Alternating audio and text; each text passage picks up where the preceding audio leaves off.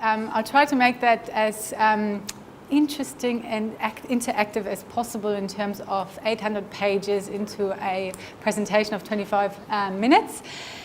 We're here to talk about the need for the channel widening, and I try to make it as practical as possible and avoid the 150,000 statistics that we could have presented. Always hard to follow Julie. She has a really great topic to present on and is a great presenter.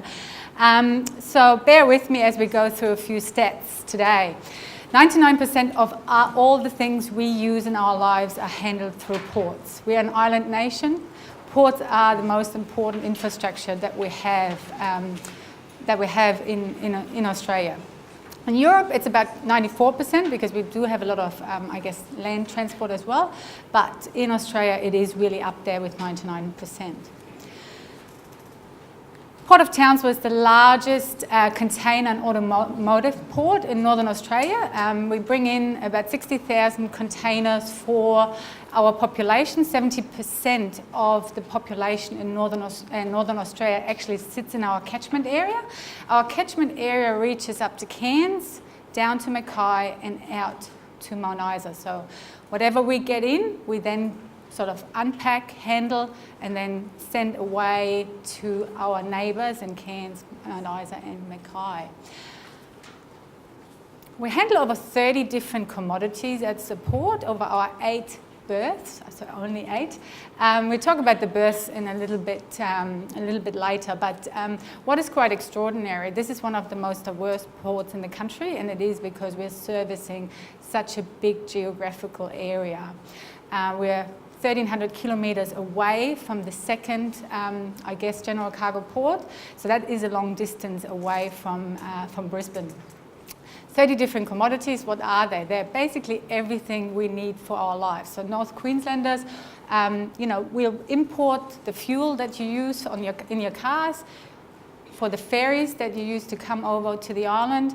We import the cement for all of North Queensland. So if you build a house here on the island, you will use the cement that would have come through the port. We bring in the bitumen for all of the roads in Northern Australia, so North Queensland in particular. So any bitumen on surfaces on roads would have come through the Port of Townsville. Aircraft fuel comes through the Port of Townsville, and all our white goods, bunning goods, food we bring into the port. So the life of North Queenslander really depends on the Port of Townsville. What do we export? We export all the things the industry creates. So from refined metals, sugar, we're the largest sugar export port in the country. We're the largest copper, lead and molasses export port in the country. We export food, so sugar, rice, we export mangoes and other produce as well.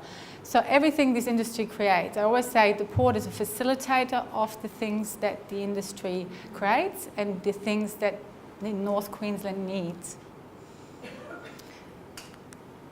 When we look at the trade numbers,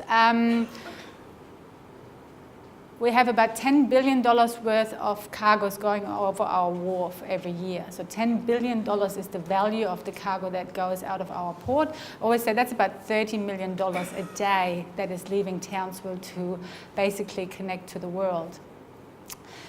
In terms of import-exports, our ratio is about 60% exports, 40% imports. Now that has changed slightly since obviously Queensland Nickel shut down, because we used to be quite 50-50. When we look at the sectors, and it might be a bit small to read, the majority of our cargo is still mining related, so obviously mineral concentrates, refined metals going out, but agriculture and general cargo are starting to actually ramping up and taking over. So while these trade figures are 15-16 data, the new trade figures will show around agriculture actually overtaking mining going forward. We had 632 vessel visits in 1560, and as I said, over 30 different commodities. I thought we'd dive straight into what are the challenges and the trends that we see in Townsville happening. So the first trend to talk about are larger ships, and I know Jeff already talked about some of that, but I want to touch on actually specifically what we see in Townsville Port happening. So containerized ship, they are probably our biggest growth sectors. So last month we grew by about 36% in container throughput. We only fit 5% of the national container fleet into our port. So 95% of ships won't fit into our port. And I'll touch on that a little bit later in more detail. We also can't fit any of the long-reach fuel vessels into Townsville that are coming into the market. So we used to have 7 refineries in Queensland. We now have one refinery left. We used to bring 50% of our fuel domestically into the port. Now it's 95% internationally. So 95% of our fuel actually comes from India, China, and Singapore, mainly Singapore. And these vessels have to go a much longer distance, so they want to take more fuel on. Fuel obviously is very important for our region. We bring in 1 million tons of fuel every year. And if we can't widen the channel, these bigger ships won't be able to fit in, and we have to truck and rail every liter of fuel up from bigger ports. Now, Jeff talked about ro-ro vessels, which are your car carriers. 100% of the European car carriers cannot fit into Townsville. That's why we will not bring any European cars into the port of Townsville. They will all have to go to Brisbane and then be transported up. Cost us about, us as North Queenslander, cost us about $800 to $900 per car to truck it back up. We fit in some of the Asian car carriers, but as they grow, they threaten to bypass Townsville as well. When we look at breakbulk ships, they are getting wider as well. So the harbour master has rejected some of them in the last year as well. And project cargo is one of our biggest growth sectors, with more project cargo coming through Townsville as well. Passenger ships, we cannot fit in 60% of the current cruise vessels into Townsville. And as Julie mentioned, they are getting bigger, and we won't be able to bring those bigger ships into the port of Townsville. And the last one you may have seen in the newspaper recently, we're actually starting to see defence ships not coming into the port of Townsville. So it is a real risk of seeing North Queensland basically losing out on these bigger ships coming into the port, and that's why some of our trade obviously is going backwards as well. So it's a real risk if we do not widen the channel that we're losing all of these vessels. The second one I want to talk about a bit in detail, because we mentioned containerization before. It's such a big trend and has really changed how the world goes around, really. As containers were introduced in the 50s, 60s, global trade started to really happen, because standardizing cargo has made a huge difference. So if you look at the infrastructure and regional development plan from the department, by 2030 we see the doubling of container exports through Australia. Now, what I thought would be really handy, and to spice it up a bit, we've got a little video actually explaining how containerization has changed the world. So bear with me, it's a 4-minute video, but I think it's worth watching, and it's quite entertaining as well.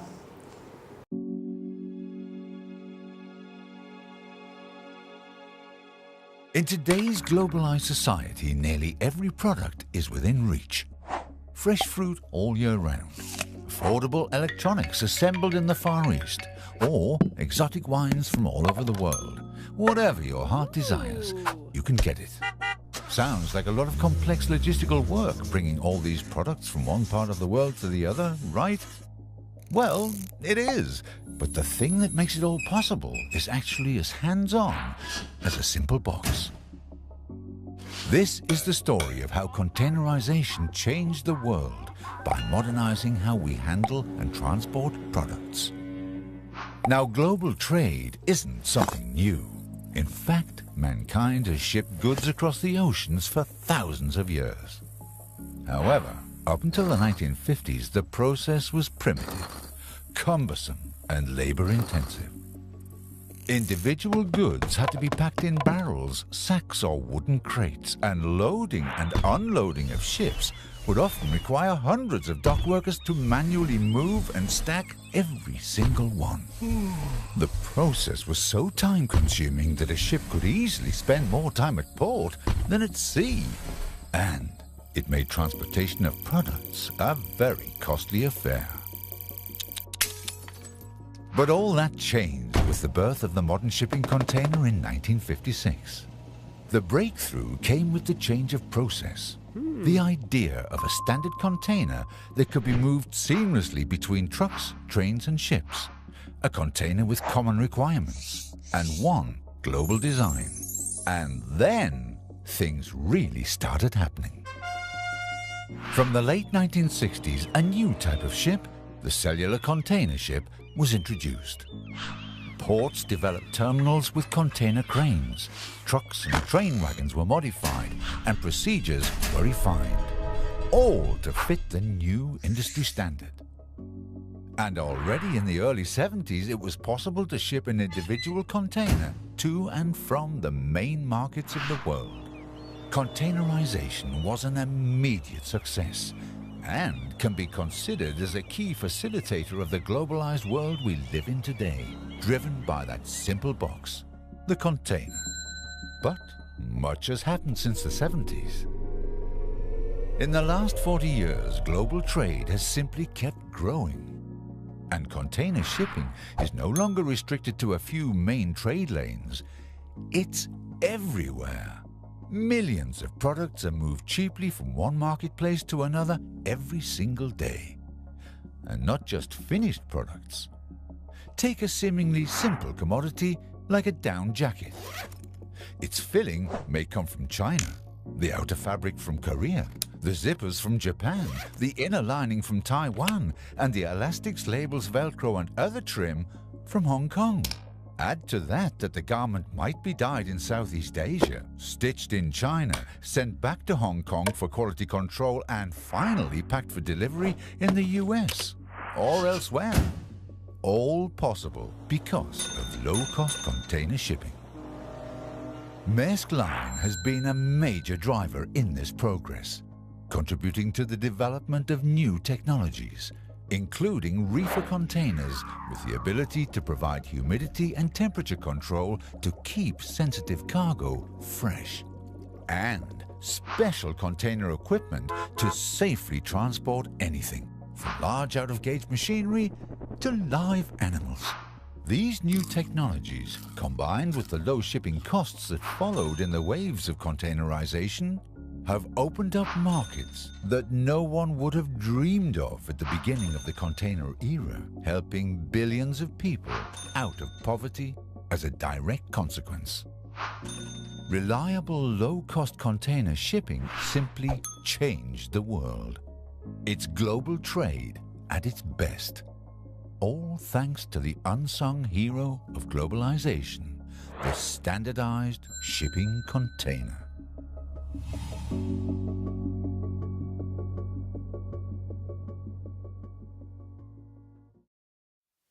So containers have changed the world and will continue to change the world. What we're actually seeing is we're seeing bulk commodities from mines going into containers. We're seeing cars now starting to come in containers. We see helicopters, we see refined metals, everything possibly that can fit in a container going into a container. And for us as a port, we are a port in transition. We do need to respond to the trend of the industry, because if we don't, we disconnect our region from the world. So as we go through a bit more about containerization, I will pinpoint the challenges that Townsville face.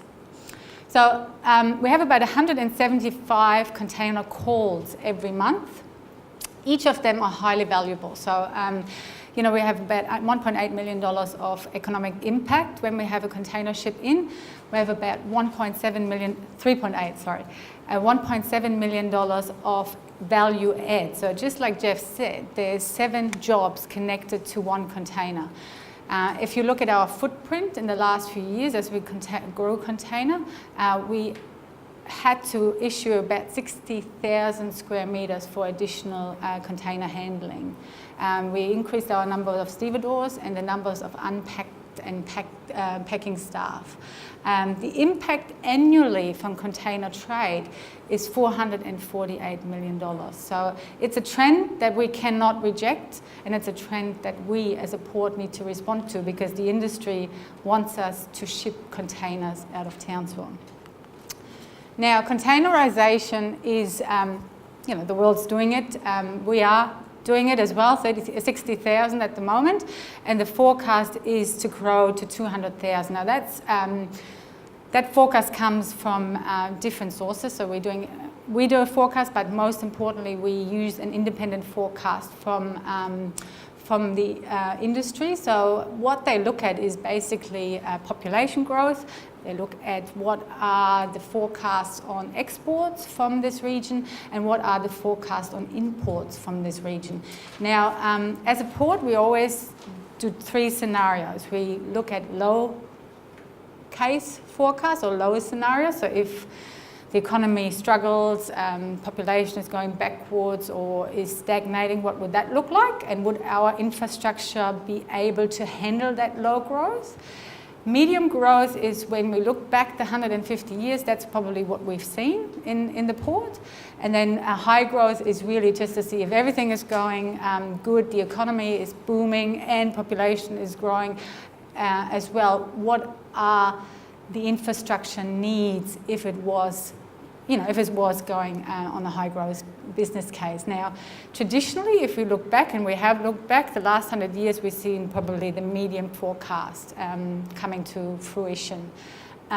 So in the medium forecast, we will grow as a region from 60,000 TEUs to 200,000 containers per annum. But the crux is we only can bring 5% of the container ships into the port. Now, as Jeff explained this morning, these ships are actually getting out of the market. They are getting bigger, and those bigger ships won't fit into Townsville. So what is the challenge?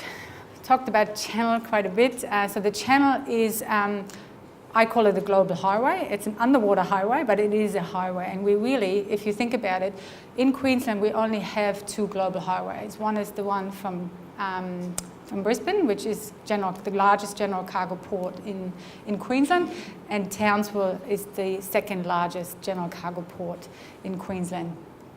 So general cargo is coming to the port. The ships are getting to a size, as we said before, around 300 meters in length. So what you see sort of here in that orange circle, that is the bigger ship size. The blue ship size is what we're currently bringing through the channel.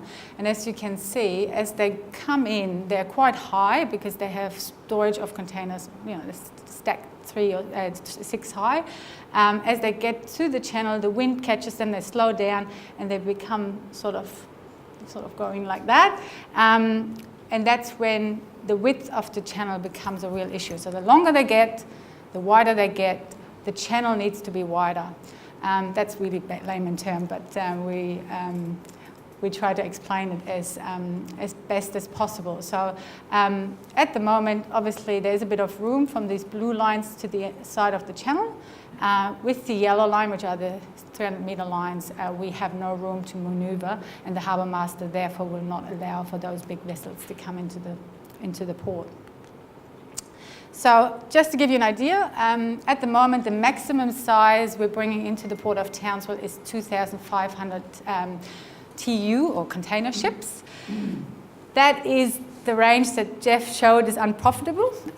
Also, they are the ones, they are destined for Townsville. So they are not on the Australian circle. They actually come only for the port of Townsville and then go up to Shanghai or to Singapore.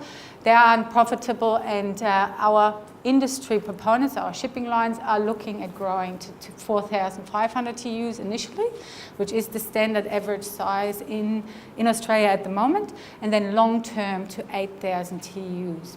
Now, what does that actually mean, for the general Joe Blocks? on the street. So at the moment, if you ship a container to Shanghai on this 2,000 TEU vessel, it will cost you around $800 to $1,000. So everyone wants to go to 4,500 TEU vessels because that will bring the cost of living and manufacturing down, but we can't until we have a 100 to 130 meter channel. And as I said, we are a port in transition. We're coming from a pure bulk port sort of environment to a more standardized, containerized general cargo port. Berth number 1 is our bulk liquid berth, so no other vessels than bulk liquid vessels can go to that berth, so can't do general cargo on that berth. It sits at a utilization of about 35–38%, depending on the annual throughput. Berth 2 is a dry bulk berth, so that's the Queensland nickel berth. Obviously everyone knows what happened with Queensland nickel, and it does not do any trade at the moment because we're in legal discussions. Berth number 3, that is probably our most efficient container berth. So we do 80% of our containers over that berth, but we also do 13 different commodities on that berth. So it's quite an important berth for us. At the moment, it's utilized at 83%. Now, I will come to what that means in a minute. Berth number 4 is our general cargo berth. We're currently upgrading that berth because the maximum throughput that we can get through the old infrastructure, because it holds in the deck and so on, which transitions from a bulk berth into a general cargo berth, was about 1 million tonnes, so it wasn't really great. So we're doing some work on that berth to make it actually fit for purpose for containerization. Berth number 8 is a mixed berth. So what we've done in the last few years, we've invested about $40 million to make it a mixed berth between dry bulk for Glencore and IPL. And we also extended sort of the key line out by 4 meters to make it suitable for general cargo as well, and project cargo. Berth number 9 is our traditional sugar berths, but again, trying to use it for general cargo as well, because that's the sector that's growing at the port, while dry bulks are, obviously with Queensland nickel, have dropped. Berth number 10 is our defence cruise and general cargo berths, again, heavily utilised at almost 58% this year. And then we've got berth 11, which is a dry bulk berth, export berth for Cannington mine. Again, can't be used for anything else, and therefore is sort of remaining at a consistent rate under the dry bulk exports there. The optimum berth occupancy for a general cargo berth is at 35%. Now, why is that? Basically, when we see international container lines travelling into the Australian waters, they're on a really tight schedule. So they want to get in and they want to get out quickly, otherwise they will bypass that port. Now, the fact is that most of them we can't bring in, but when we can bring them in, what they don't want to do is actually wait. When you look at this berth that handles our majority of containers, it's twice as occupied as it should be for containerization trade. So we actually rely on our container vessels to wait to get in. In recent times, we actually tried to double berth. We tried everything to give our container lines certainty that they will be able to come in quickly. But that is certainly a challenge. Port of Townsville will need capacity for general cargo going forward. You saw that the outlook is about 200,000 TEUs going forward, and we are not able to handle that on the existing bulk general cargo berths, and berth number 1 and berth number 11 is really not suitable. They are trestle berths. They're not suitable for handling the cargo. So for us, obviously, PEP plays a really important role in creating additional capacity for general cargo as well. Are you saying I'm already at my time? Oh my God. So as a result of the restrictions that we see, we have 150,000 containers bypassing North Queensland every year. And what does that mean? Basically, what is happening at the moment, and this is a case study we've done together with Bunnings when we brought them in directly, they're bypassing Townsville because they can't fit in. They go down to Brisbane, 2 days additional steaming time. They come up another 2 days, that we as North Queensland are paying an additional $1,500 to $2,500 per container to actually bring the cargo that's destined for us back up, even though it's bypassed us. So really not a great outlook for people that live here.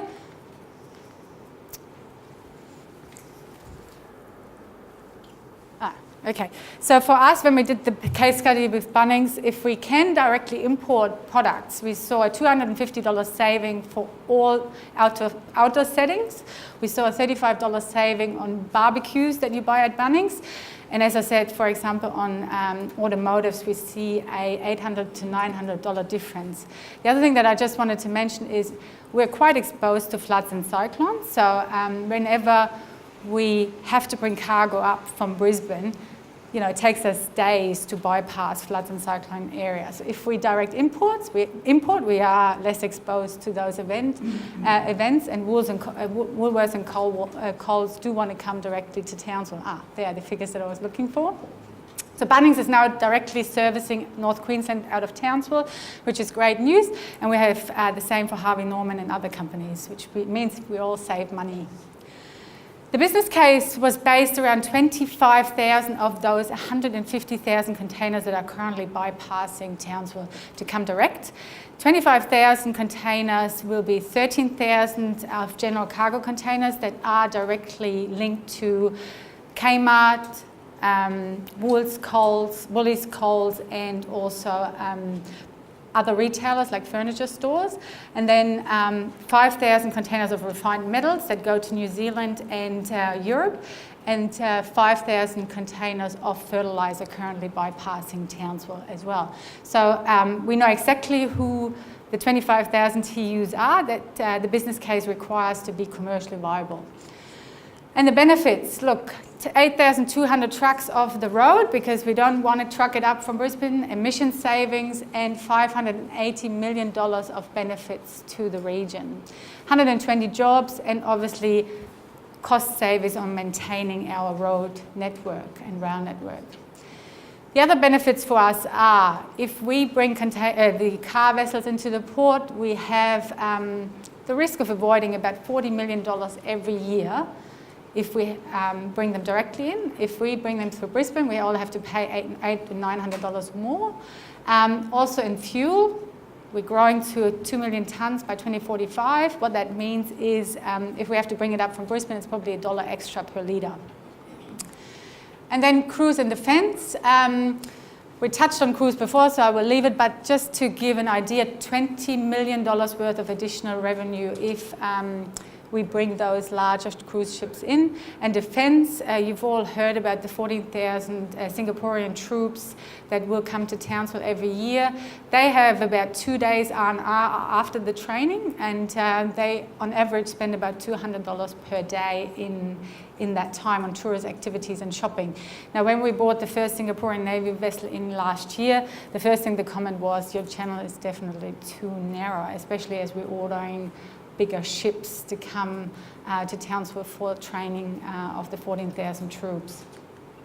So overall, just in closing, I know my time is up, the channel is more than just a channel that we're digging out. It's really the connection for North Queensland to the world. It is our global highway.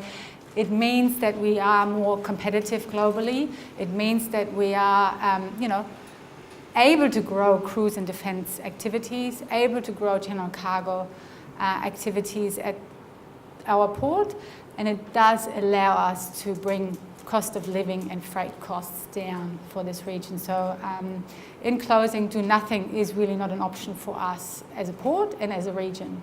Thank you.